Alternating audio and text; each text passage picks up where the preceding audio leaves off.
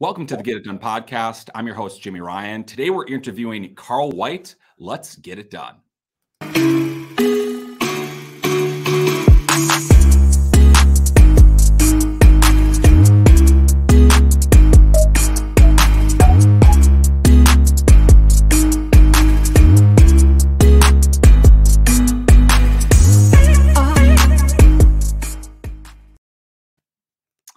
All right, welcome everybody to the show. Today I'm interviewing Carl White. Carl really doesn't need an introduction if you're in the mortgage industry, but in case you're not in the mortgage industry or you've been living under a rock, Carl is the head of the Mortgage Marketing Animals.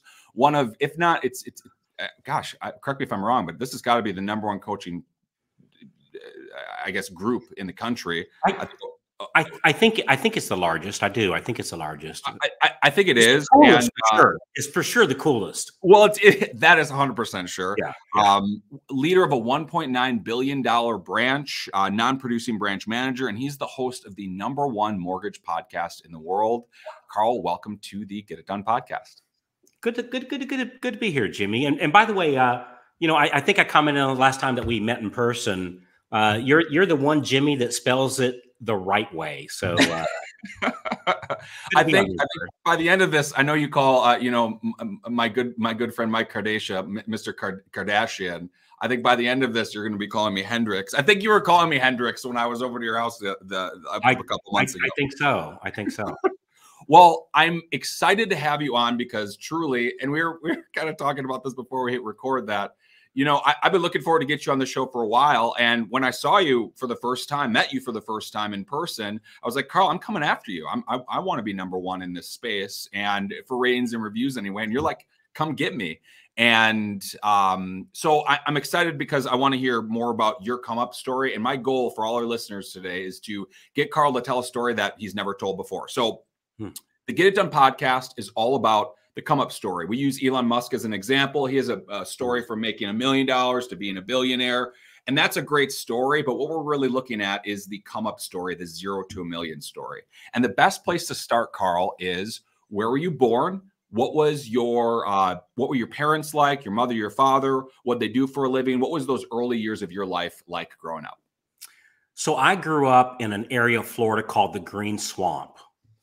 So it's a real place. If you Google Green Swamp, Florida, that's where I was born and raised. And my father literally grew up in a house with dirt floors, like literally. So I grew up in a very, very, very modest economic area and family. Now we were rich. We were rich in culture. We were rich in love. We were rich in ethics, morality, but boy, we were poor. Like we were financially, I would say we were the working poor. Both my mom and my dad, they both had entrepreneur spirits about them. I think I learned that from them. My father owned a plant nursery and my mother owned a kindergarten for kids. They just didn't get rich doing that because mom was charging 50 cents per day for her kindergarten. And I think we got it up to 72 kids, if I remember right.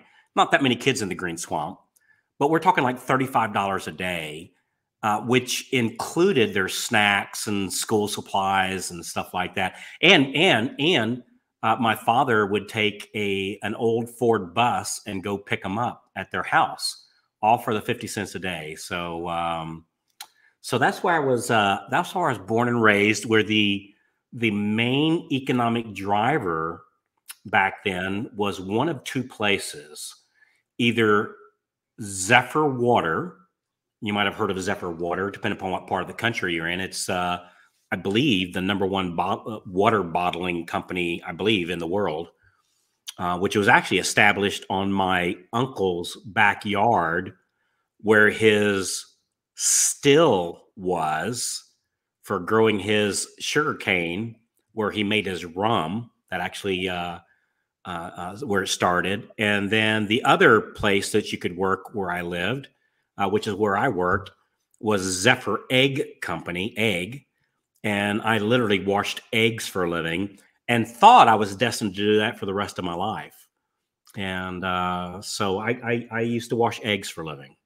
Wow. Well, humble beginnings for sure. And look, I know how far you've taken it, and I think anybody that follows you knows that. Like, look, when you coach people, you can say, "Hey, look, you got to follow the DSP, and if you do, one day you might have a $10 million W-2." But this is where I came from, and I love how you say, "Listen, we were the working poor, but we were rich in ethics." I Yeah. think that's really key, because I think a lot of people discount that piece to it. A lot of people look at it like I'm just after the money, but that's not really what it's about. You're really going after that rich in heart and soul. Well, you know, I find money's a very interesting thing, and I have discovered that money is nothing but an accelerator.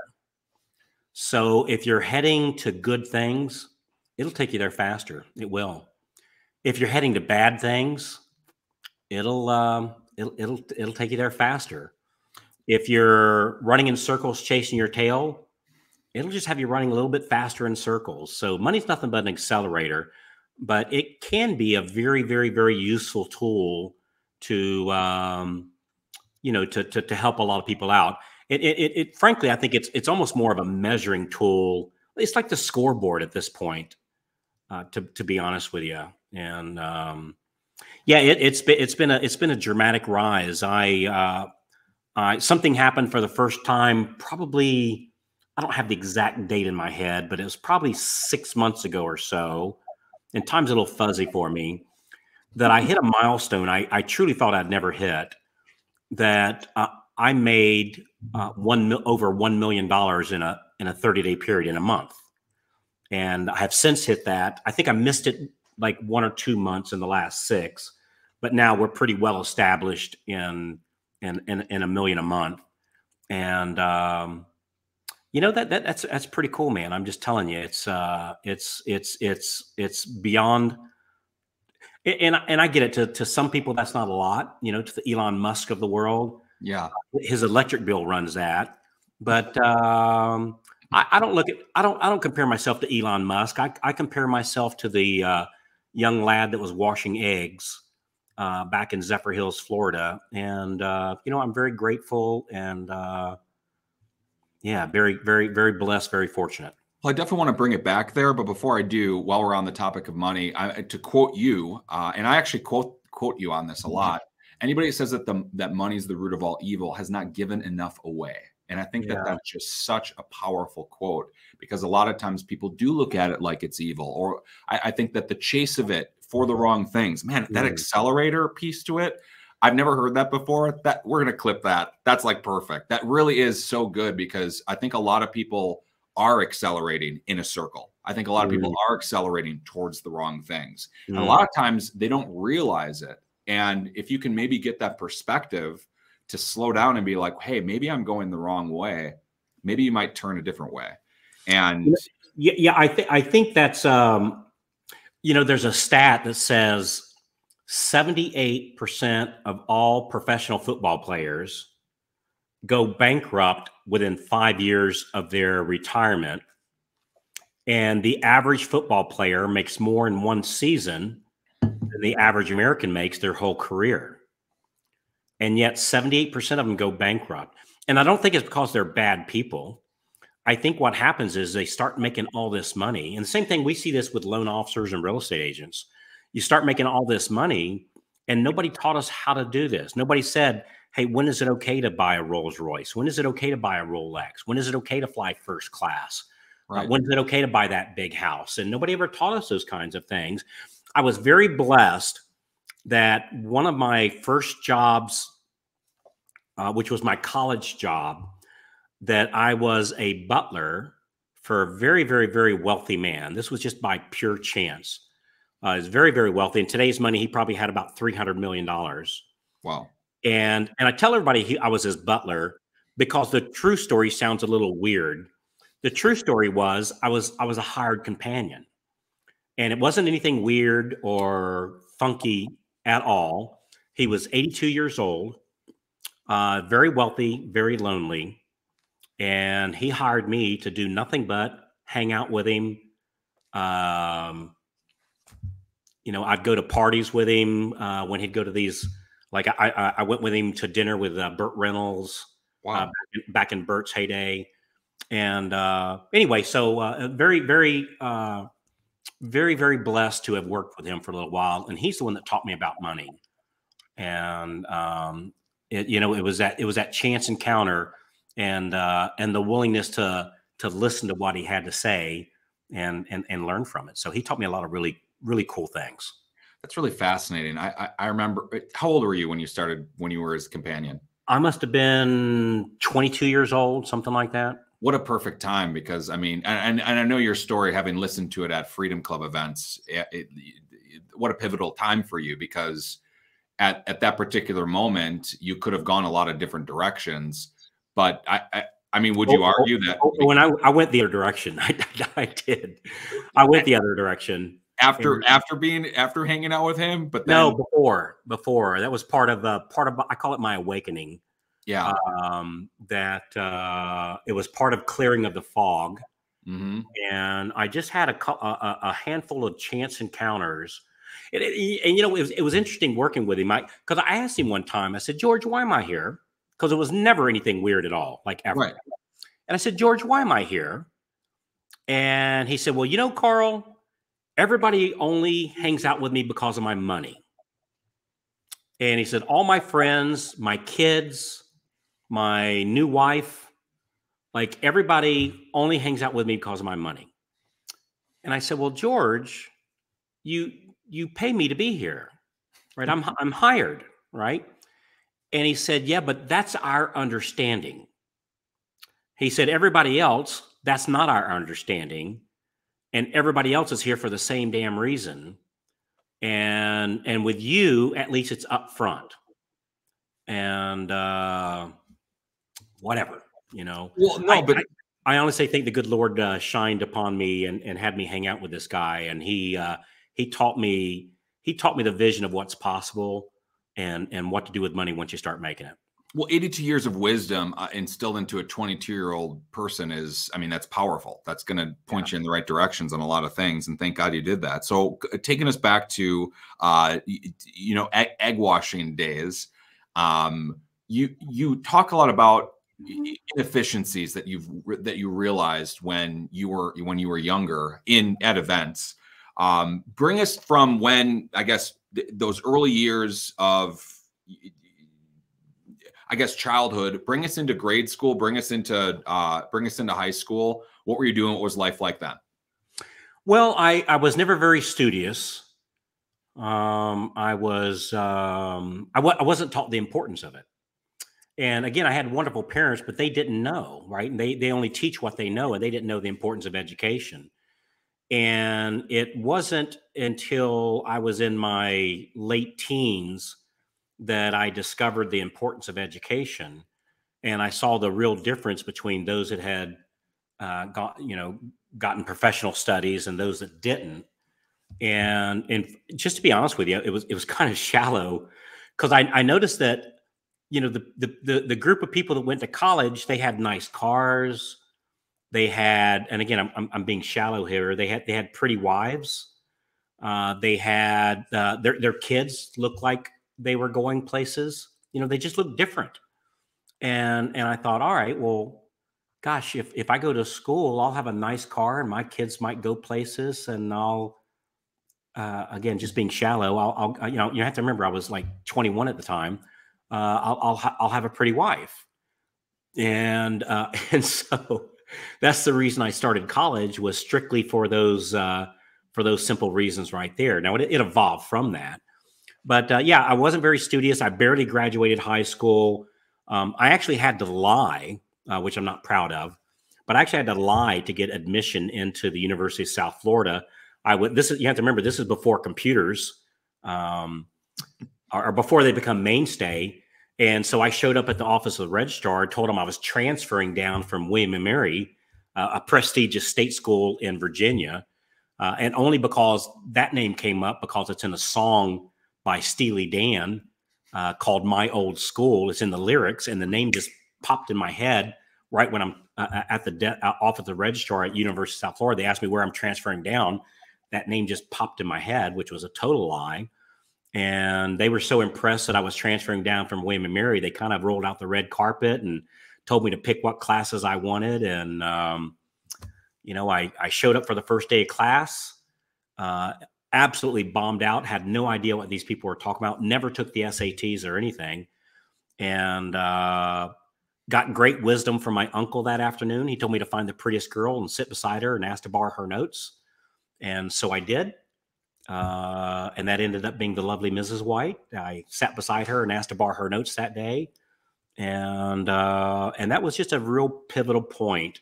And I just, you know, you are who you hang out with. And I started hanging out with really positive people, like my wife, or girlfriend at the time, of course, and my friends. They were, most of them were going to the medical school. They were high achievers that I found myself gravitating toward because I wanted what they had. And the old, you become who you hang out with, man, that is so, so true. I'm forever grateful for those guys and gals lifting me up and pulling me out from the swamps of Florida. So I want to go back to, this is a really great story that I've heard you tell it. Well, I've heard you tell it one time. I've heard other people reference it, is that the people that you hung out with before you hung out with these people, and that maybe gave you the realizations. And I think that it was before you went to college for chemistry, which is just like, I just think that's just hilarious, not being a studious person. Cause that's like, you might as well say like, I don't know, rocket science or something like stereotypically. Well, dude, so where that came from, when she asked me, I had no clue what I was going to study. Like literally, I showed up at University of South Florida on a whim. And she asked me, she said, well, you're transferring down, where from? And that song popped in my head, William and Mary Won't Do. And I said, William and Mary. She said, what are you studying? And I was sitting there going, dang, all these hard questions, you know, I hadn't prepared for this. And I was thinking, also the thought popped in my head. Dude, I've been smoking weed my whole life, you know, like a lot at that time, and which was nothing more than chemistry, right? Biology and chemistry. So I told her I was studying chemistry since I'd been practicing it, you know, my whole life. And yeah, you might be referencing the bowling ball story. I don't know if you're referencing that story, but I'm actually not, but now I want to hear the bowling ball story for sure. So the bowling ball story, I've never told this story on a podcast for sure. And I was kind of waiting. My dear mother is still alive, so hopefully she doesn't hear this. Because I was waiting. I've been waiting. I was waiting until she wouldn't hear the story. But when I was in high school, I was such a man. I was just going nowhere real fast, right? I was just lost in the fog. And I was getting drunk and smoking weed all the time. Like that's all I ever did in high school. And so we used to smoke out of a pipe, which we called a bowl, you know, BOWL, a bowl. And so the running joke was, we'd tell our parents we're going bowling. Right? Yeah. So my friends would come pick me up and I say, well, Mom, Dad, I'm going bowling. And, you know, we thought that was really funny. Until Christmas that year, my parents gave me a bowling ball. And so now every time that my friends showed up, pretty much every evening, they showed up for us to go out to the little area where we'd, you know, go get stoned every night. I had to carry my bowling bag with me with my bowling ball, and they just about lost it every single time I went to the car. So that's a humorous story at some level these days, even though it's honestly not something I'm proud of. And my dear mother, you know, God bless her for putting up with me and all my crap. And you know, the good Lord just blessed me with an awakening in my early 20s, where I made a 180-degree pivot. And I'm so glad, man, because you know what, Facebook has been a very interesting thing where we can reach out and meet people in our past.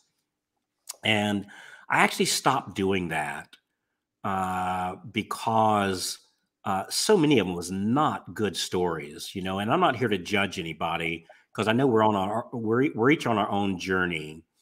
But it was just very, very sad to me to see some of these people that were really great people just heading in the wrong direction, and they never pivoted. And when I met them here in the last few years, it was just a lot of sad stories.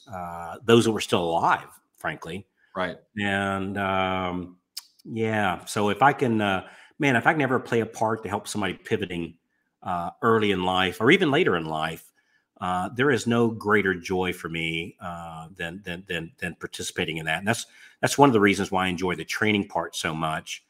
Is I know it sounds corny, but truly giving back for what was uh, so openly given to me. And I have no idea why the good Lord blessed me with just an amazing, amazing journey and pulled me out of all that crap. But for some reason, um, I honestly think as I tell the story today, I honestly think my father was a prayer warrior, and I truly, truly believe that it's all those nights that my father was praying for me really came true. And so very, very, very grateful today. And yeah, so Wow, that's my bowling ball story. well. I like how we turn it in the other direction. I mean, it's sad to a certain extent, but it's also a great story because I think that a lot of people mess around like that when they're kids, you know. Yeah. And I think a lot of people do go the wrong direction. You could not be a kid and be stuck in a trap of Yeah, what you do and I think those things are fine and dandy. Don't get me wrong. I'm not here right. judging people. I think, if somebody wants to smoke a weed or somebody wants to my issue is like, dude, it was my existence. Like Right. I'd what do they call it? Wake and bake. Yeah. I'd wake up in the morning and it was the first thing I did in the morning. And it was the last thing I did before I went to bed. And it was just an absolute mess. I mean, you're an addict. Let's just call it what it is. Oh, You're for an sure. addict. For And sure. but the thing is that a lot of people don't realize that they're addicts when they are addicts. Yeah. And you tell a story about, and by the way, just I want to touch on this too because you were talking about coaching and brother, your eyes twinkle when you talk about coaching, when you talk about helping people to pivot and to go in another direction. I believe the same thing too. I'm sure your dad was a prayer warrior, getting you out of that and changing your direction. And I think that it's because of that. A good friend of mine, and probably yours too. I think you know who Rene Rodriguez is. Oh, but love Rene. Rene's an awesome dude. He's here. I'm drinking out of an Amplify coffee cup right now. Great guy. Amazing guy. And he has a conference called, well, he has a lot of different things called Amplify. And he talks a lot about everything that we do as adults generally is something to do with something that happened between 8 and 12 years old. And a lot of times that we're either like every day, our existence, whether we know it or not, is to either heal our past or to honor our past. And deep, powerful words. A lot of times breeze past that because like when he said it, he's really good at speaking and he has a nice pause there. But for you, I think it's the same thing. We're healing our past. We're honoring our past. That's where you came from. But then you turned it all around. And I remember you telling a story about being at a fire pit where you'd bring your bowling ball. Yeah. And you'd be looking across, you'd look across the fire at some people and you just had this epiphany like, man, these people are going nowhere with their lives. Yeah. I think a lot of people have that epiphany. I think a lot of people can know that they're going the wrong place. What made you stop and actually see what you're doing? Get that perspective. Like, I'm one of these people and I need to change.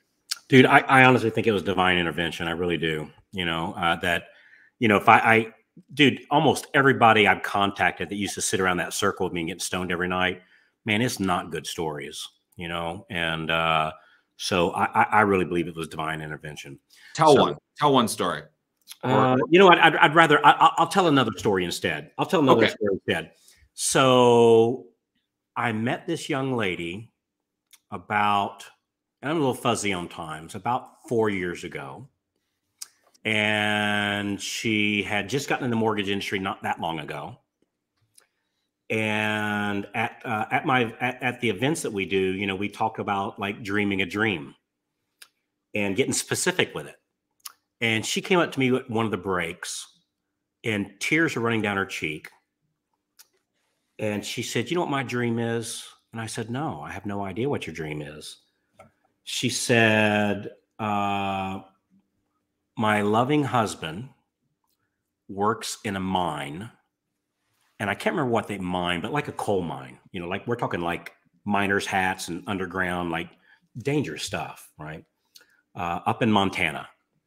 And my husband works in a mine, and I just want to get him out of the mine, right? I want to make enough money so my husband doesn't have to go in the mine, and I don't lose my husband, and my son doesn't lose his father.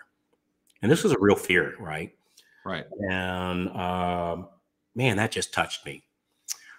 Well, if you fast forward a little bit, about 3 days ago, she took a picture of her W-2 and texted it to me. And in 2021, so as we're recording this, it's the end of January of 2022. So she just got her W-2s in. And for 2021, she W-2'd a little over $1 million. I think it was like 1.1 million and like $50,000, like just over $1 million W-2 as a loan officer, not a big branch manager with 50 other loan officers kind of thing. Right. This is as a loan officer, and frankly, a smaller town in Montana. Which, keep in mind, Montana is snowed in. I don't know, like a good 3-4 months out of the year. Wisconsin. And her husband had quit his job at the mines and was now helping her.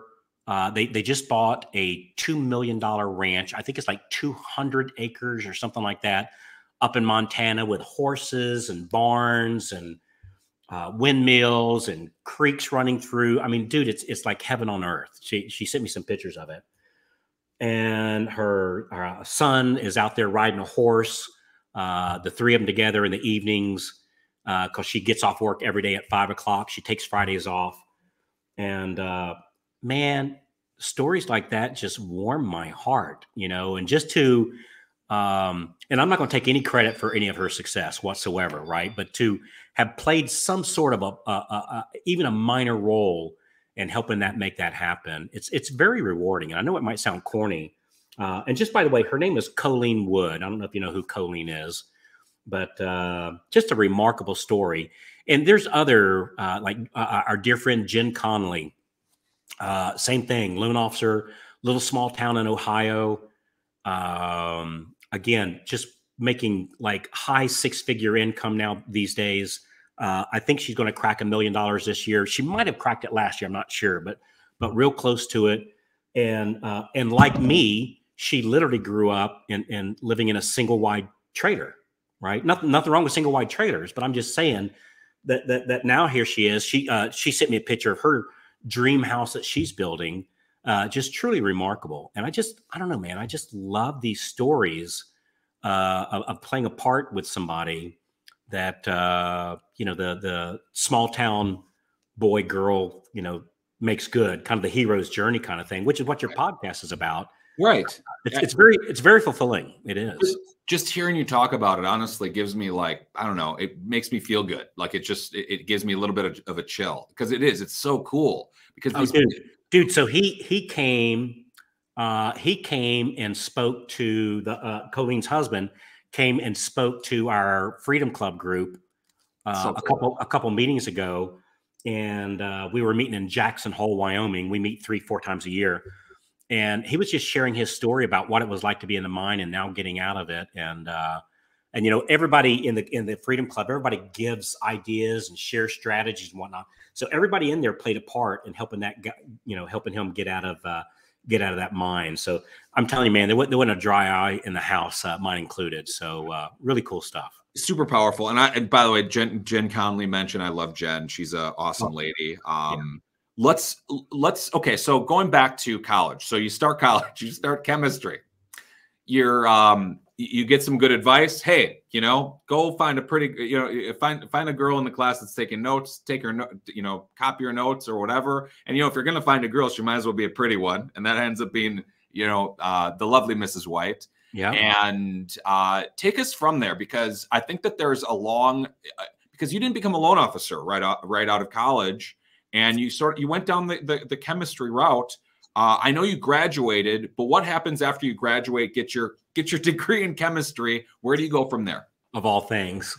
So I ended up working in the hospital system and working in surgery, working in the OR.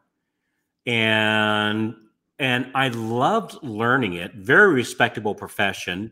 I made pretty good money back then. You have to remember, this is back in the early 1990s. Yeah, I think I was making a little over $100,000 a year, which in today's money is probably, I don't know, a couple 100,000, maybe something like that. So at the time, it was unfathomable amount of money for me, coming from where I came from. And, but dude, I was just bored out of my mind. I'm sitting there in an OR watching a ventilator go up and down. And man, it's again, I'm a very respectable profession. It just wasn't for me. And I was driving home one day from the hospital, and I just wasn't in a good place. And I passed by a office building, and I recognized the face on the picture on the outside of the building. And it was a guy I went to church with. His name is Ralph Watkins. And if you know Ralph is like the happiest dude ever. Like, he's always whistling, right? And when I saw his picture there, I pictured him walking across a church parking lot whistling and happy. And I wasn't happy. And I thought, what does that dude have that I don't?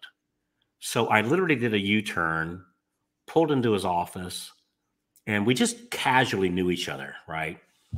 And so I showed up in his office. I said, he said, "Carl, how you doing?" I said, "Not real good, Ralph." He said, "Well, what can I help you with?" I said, "Well, Ralph, what do you do for a living?"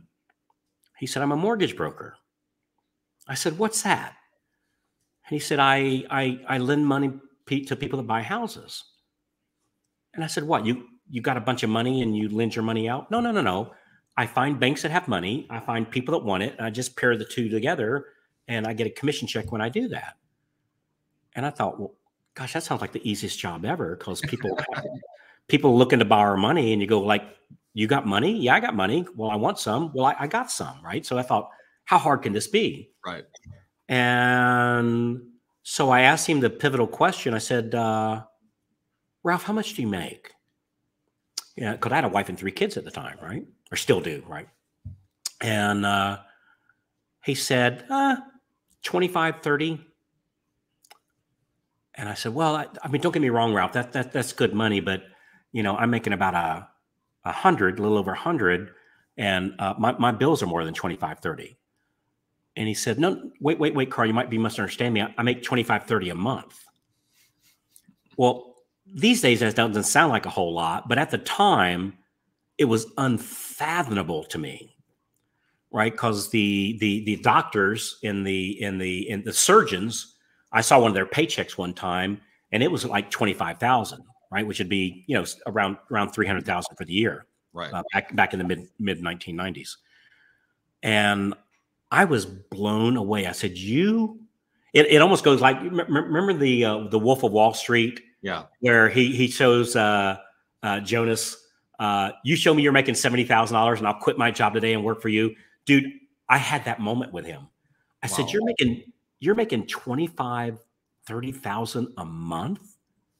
And he said, "Yeah, that's about right."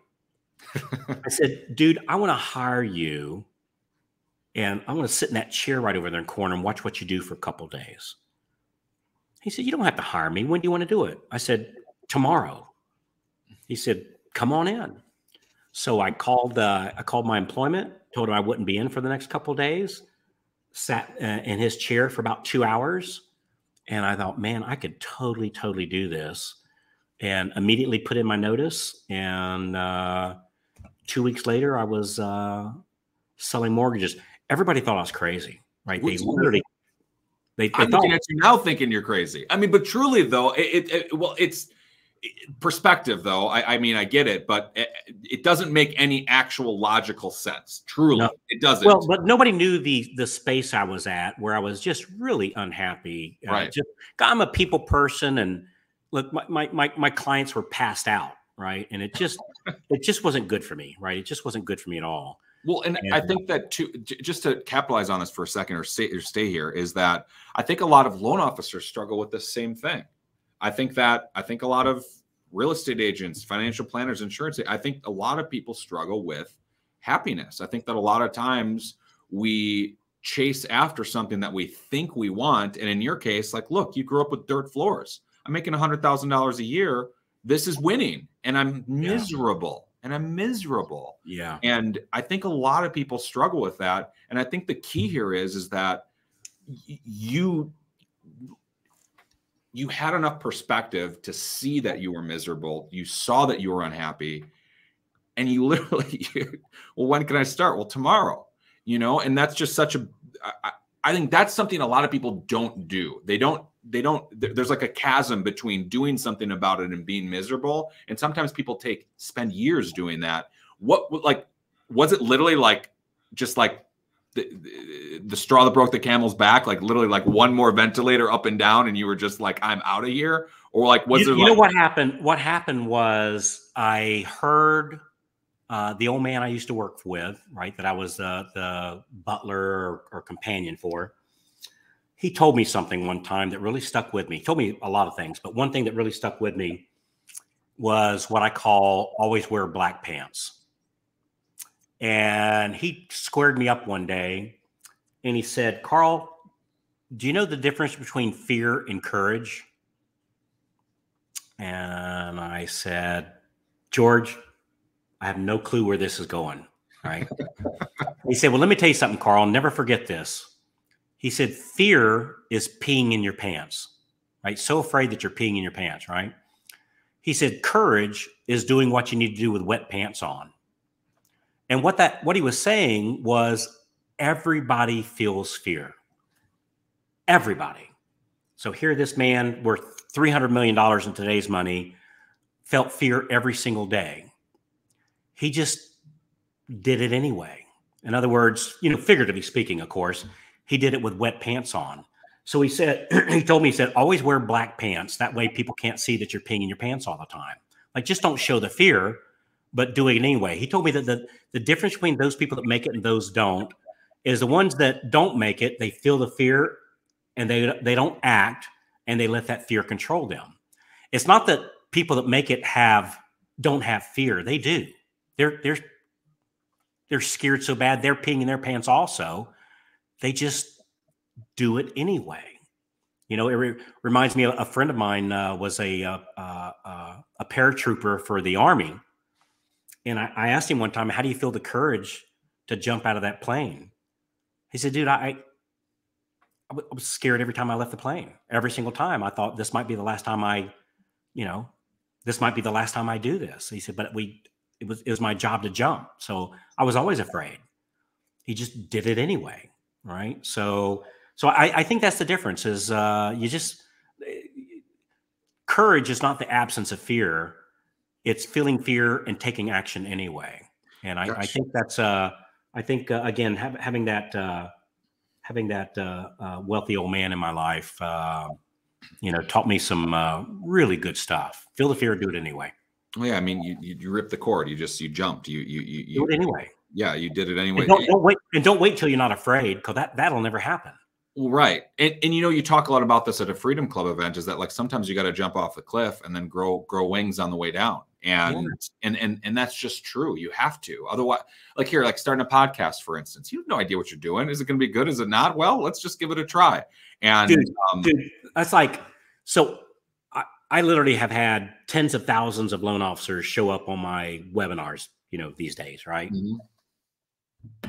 Well, guess how many people showed up to my first webinar? Right. Okay, wait. I want to guess. Actually, 3. No, 0. that's wait, and I did it anyway. Right. So then, guess how many showed up to my second one? Gosh, was it 0 again? It was. Oh my goodness. And I did it anyway. Mm-hmm. On my third one, dude, true story. I literally went to my mother's house. And because I love my mother loves me, right? I said, Mom, I think I'm onto something here, but nobody's showing up, even though I'm inviting people. And I do it anyway, right? I go through the presentation as if people are on, but I want to make sure somebody's actually on, so I get the practice of doing it with somebody actually on. And I said, so I'm going to send you a link. And my older brother, Johnny, was with her at the time. And I said, Johnny's going to help you. if you guys would sign on to my webinar, so at least I'm talking to somebody so I can get the experience of it. She said, honey bun, of course I'll do that. So guess how many people showed up at my third webinar? Was it just one? No, it was 0 again. They forgot. Oh, and, no and so the point is, you just keep showing up. You just keep doing it. Right. And, you know, on the fourth one, people started showing up, and the fifth one more, and the sixth one more. And, you know, now again, it's been like literally tens of thousands over the years. Maybe hundreds of thousands have been on the trainings throughout the years, but all because I just kept doing it. Just keep showing up. There's 100 people on the Breakfast Club every morning, for instance. I mean, I think there's 300. Yeah. So, I mean, and that's just, and I've seen that grow. I know I've been on it where there's less than 50 on the screen when it first started. And now there's like pages and pages. I think this morning there was a little over 300 people on Loan Officer Breakfast Club. Really cool group. That's such a great testament to it. Cause I mean, yeah. Go to your podcast for just a second. How many people listened to your podcast when you first released it? Like first 3 months? I mean, tens of loan officers, I guess. You know, I really don't know, you know, but somewhere, you know, around tens. And I think now we're just getting ready to crack 1 million downloads.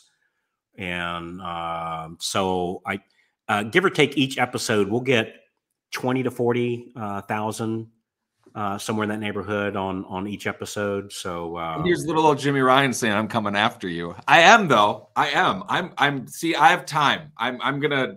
I'll at least time is on your side, my friend. And I'm gonna outlive you. So I'll yeah, that's very, very, very likely. And you know, they say it's not the age, it's the mileage. I'm a high mileage item, and you look like you're taking good care of yourself. So, dude, any way I can help you take over, I would just be overjoyed to play a part in that.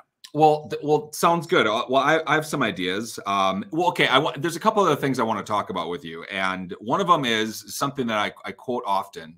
It's actually, this is my favorite Carl White quote. And I have a lot. I really do. I quote you regularly, and I'm a huge fan of your show. I really am. And I always get some value out of it.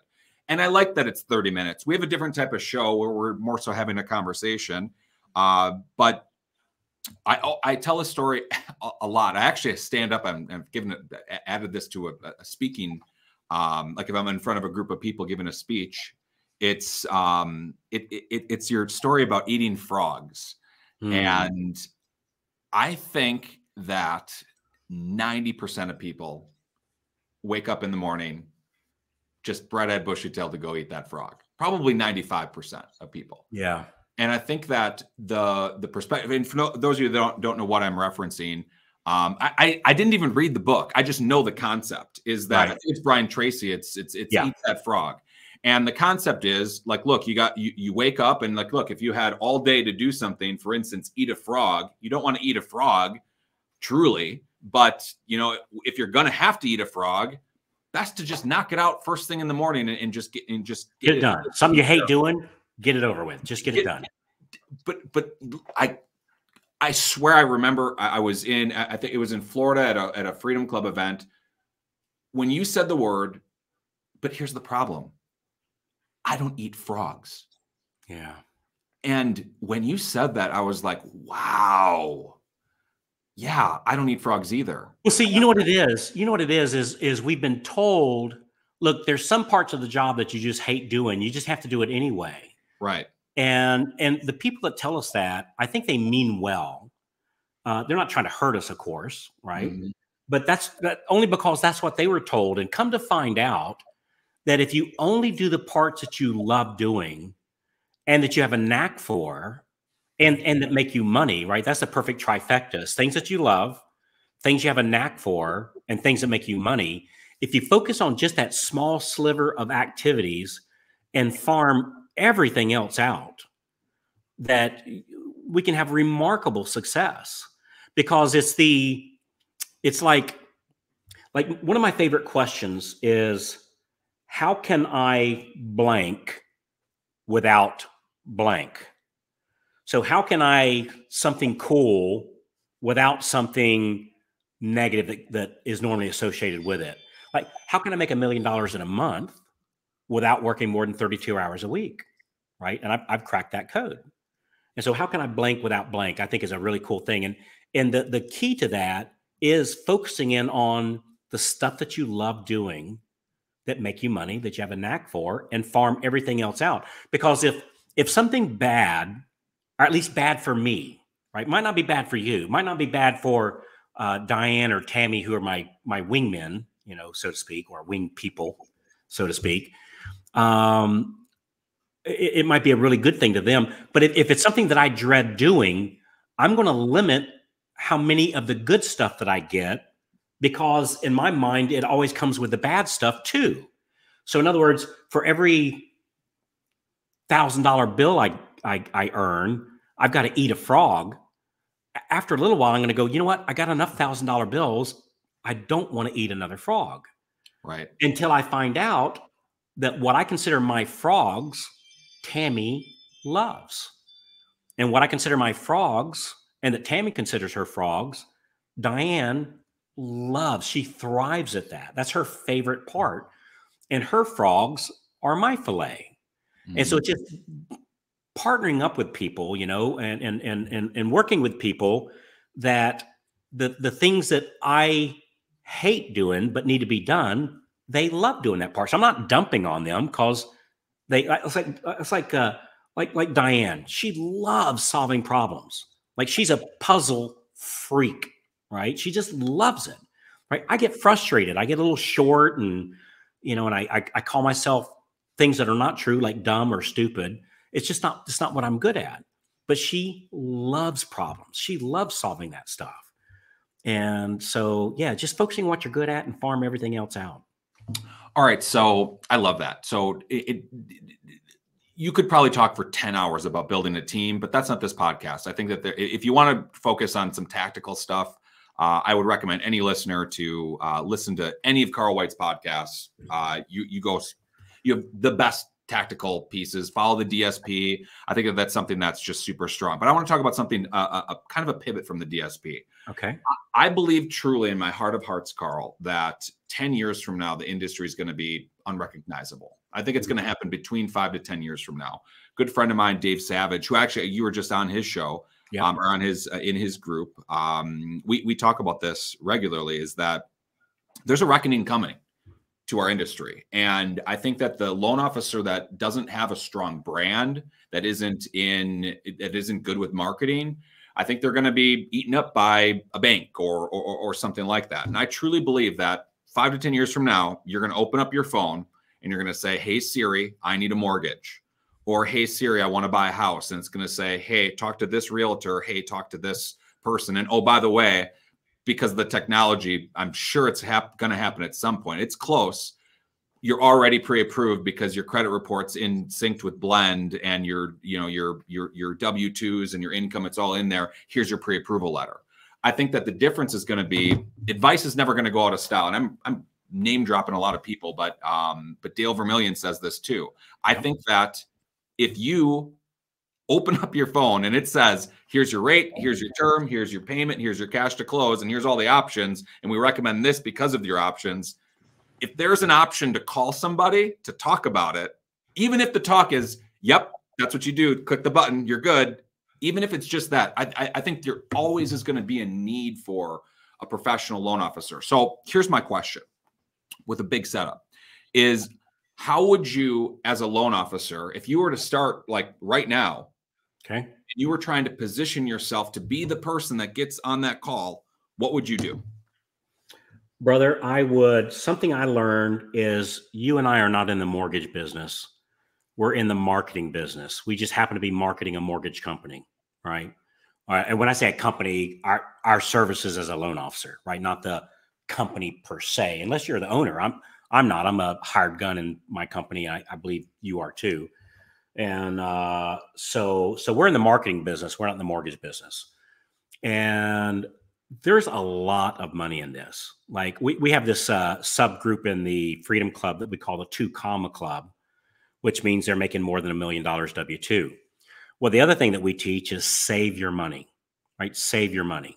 You know, at the bare minimum, save 25% of personal net and head toward 25% of personal gross, which with our tax structure ends up being about 50%, right? And so if I was just getting started, I tell you what I would do, brother, is I'd focus on the marketing part. I would have a team to, which we do with all the loan officers in our branch. I think you guys do it the same way.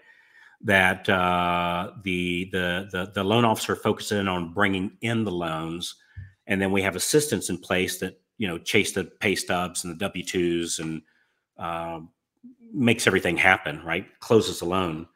And I would make as much money as I possibly could, obviously legal, ethical, and moral. I'd make the most money I possibly could. I'd help as many families as I possibly could and I'd pursue that with great vigor. That in a period of 5 years, work is now optional, and that's possible, right? That's possible to make that happen. And so I agree with you. In fact, Jimmy, if you'd asked me 5 years ago, I thought it would have happened already. Like I'm blown away that it hadn't happened yet. So for some reason, it must be a lot harder than what we think it is, because it hasn't happened yet. And I keep thinking that some Walmart and Amazon and Apple is not going to sit around and watch a guy like me making $10, $12 million a year. They're a lot, just being honest, they're a lot smarter. They're a lot more innovative. They're better. Apple's run circles around me in the marketing department, right?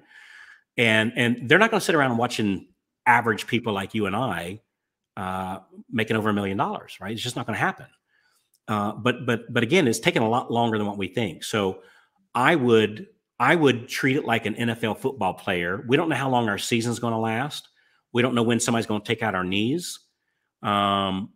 So go make a bunch of touchdowns, help a lot of people, and save your money. And when it happens, I'll worry about that then, right? So right now, I'm going to play how it is today. Because if 5 years ago, I would have played it what I think is going to happen in 5 years, I would have been totally wrong, because I thought would have been over already. So maybe it's 5 years from now, maybe it's 10 years from now, maybe it's 20 years from now, maybe it's next year. I don't know. But I am going to absolutely hit this like there's no tomorrow. Yet I'm going to figure out, how do I do all that in a 32-hour work week? Because I can tell you now, having been down the road a little bit, I'm 62 years old these days. And having been down the road a little bit, and I'm sitting here looking at my lovely bride here in the other part of my kitchen, even as we speak, that time with her and time with the kids is the most important thing. And so how can I make a 7-figure income and create an 8-figure net worth while working a 32-hour work week and spending time with my family? So I'm teaching my kids how to raise my grandchildren and not be in an office all day and all night. How do I make that happen? I would hit that with absolute incredible vigor. And how I would learn how to do that is I'd hang around with people that's already doing it, like yourself. I'd hang around with people that's already doing it, and I would just absolutely copy them. So I wouldn't go out and create new things and new ways and new scripts and new strategies. I would copy what's working now, because I can copy way faster than I can come up with original ideas, for sure. That's what I would do. Don't be clever. Follow the script. I forget who's the guy. Don't be clever. Bob. Be Bob. Be Yeah. Bob. Yeah. Be Bob. Which Bob is we don't have time to tell the story here, but right, Bob was a loan officer that worked with me. Super cool guy, but man, and I'm not trying to be mean or anything, but it just was not the sharpest tack in the box. And I'm convinced he wasn't smart enough to think of why it wouldn't work. And he just followed the plan. And the guy probably had a walking IQ somewhere in the low 90s, my guess would be, right? And again, I'm not making fun of the guy, but yeah, don't be clever, be Bob, follow what works. You don't have to be smart, just being able to copy and emulate. All right, well, it's 100% I agree, and I want to be super respectful of your time. And there's a couple of questions. There's a few questions that I ask everybody that comes on, and I want to make sure that I get these out before we have to go. So okay. First one is this. Do you feel like you ever had a big break? Oh, dude, I have been, yeah. I've had some, I had a big break sitting around a campfire one night looking at all my friends, and I was stoned out of my mind, but the good Lord blew the fog away enough for me to look around that circle and realize this group of people was, even though they're fine people, fine individuals, they were going nowhere. And I was right there with them going nowhere. And so that was a big break that night. It was a big break that day. I walked into chemistry class and asked to borrow my wife's, or my future wife's, notes, that the good Lord put me beside this wonderful, wonderful person who ended up being literally, we talk about this all the time, literally my best friend in life, and being just a wonderful mother to my children. Right. So that was a big break. And dude, Jimmy, meeting people like you, meeting people like Steve Kiles, Scott Hudspeth, Frank Garay, Brian Stevens, Dave Savage, Renee Rodriguez, Sue Woodard, like all these people, my people that I work with, Diane Ranger, Tammy Schneider, each and every one's a just enormous break. And to give me the clear-headedness enough to recognize that it's a big break and tap into these resources, and having these very high level, very powerful people put their arms around me and just welcome me in. Yeah. So I've had, dude, tons of big breaks. Absolutely. I love that. What a great answer. If you were to do it all over again, Carl, what would you change? You know, that's always a double-edged sword, because if I change anything, everything else, you know, the old butterfly effect, everything else might change. And so while I certainly have some things that I wish I hadn't have done, for sure, that I understand that those had to happen because I learned from them, and it gave me experiences, and it also gave me empathy for other people, knowing that we're all capable of some gnarly, nasty stuff, right? We're all capable of it. And so I know it might sound cliche-ish, but literally I wouldn't change a thing because I learned so much. I learned more from my huge mistakes than I did from my victories. And you know, it's kind of like going to the gym. When you have resistance, that's when you build your muscles. And so while I certainly, and for the most part, I've gone back and asked for forgiveness in most of the cases. A couple of them I haven't. I got two that's on my, I haven't decided if asking forgiveness is the right move to make. So I'm still kind of playing that out in my head. One of which I'm going to try to do this spring. I need to go up to Virginia and meet a gentleman up there where I wronged his father. He's dead now. So I'm going to go make it right with his son. I need to go write a check. And but again, I wouldn't change anything, because everything would change, and I would not have the honor of sitting here talking with you today if any one thing changed. But I'm grateful that I learned from my mistakes. Most of them, not all of them. I still repeat some stuff, right? But yeah, I know that might sound like a cop out, man, but man. I mean, it's remorse, not regret. It's yeah, good word, man. Man, that I've never thought of it that way. That's exactly what it is. I have great remorse for a couple of things, but I'm grateful that it turned out like it did, and I learned from it, and I really learned to have empathy for my fellow person, you know, because we're all capable. Yeah, we're all capable of doing some nasty stuff. Love that. Was there ever a time, Carl, you felt like giving up? You know, I don't think so, because for me, giving up is having no hope. And, you know, I always had hope.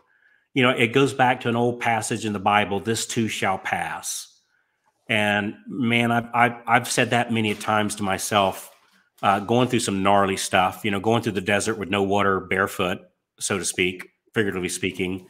But I knew the way to get out of the desert is to walk this way and just put one foot in front of the other, and this too shall pass. That the good Lord didn't bring me this far to leave me out here. And having the backing of friends that believed in me before I believed in myself, having a wonderful wife believed in me before I believed in myself. Yeah, I've always had hope. Like the lack of hope would just be absolute despair. And yeah, I've been saved from that. No, I always had hope. I always had hope that that this too shall pass. And I tell you something else too is, man, and just understanding what's a minor inconvenience and what's a real problem. This loan not closing, don't get me wrong, I don't like that, right? But it's a minor inconvenience. That's not a problem. You know, all my kids come home, all my kids are breathing. I'm very, very blessed with that. And everything else, it's just minor inconveniences. I love that. That's a great perspective. Actually, Steve Jacobson says the exact same thing. That answered it almost identically. CEO of Fairway. All right, last question here. So to set it up, Carl, there's a young Carl out there, and you know, maybe they, you know, grew up with a dirt floor. You know, maybe they grew up washing eggs. Maybe they're sitting around that campfire, stoned, drunk, have a problem, whatever it is. They're on the edge. Maybe they're looking at, you know, Ralph Watkins whistling while he works. They want that. What advice would you give to someone looking to get it done? You know, I think you have to. I had a very dear friend of mine, Perry Belcher, super cool guy. He squared me up one time. This is probably 15 years ago. And he said, what do you really want?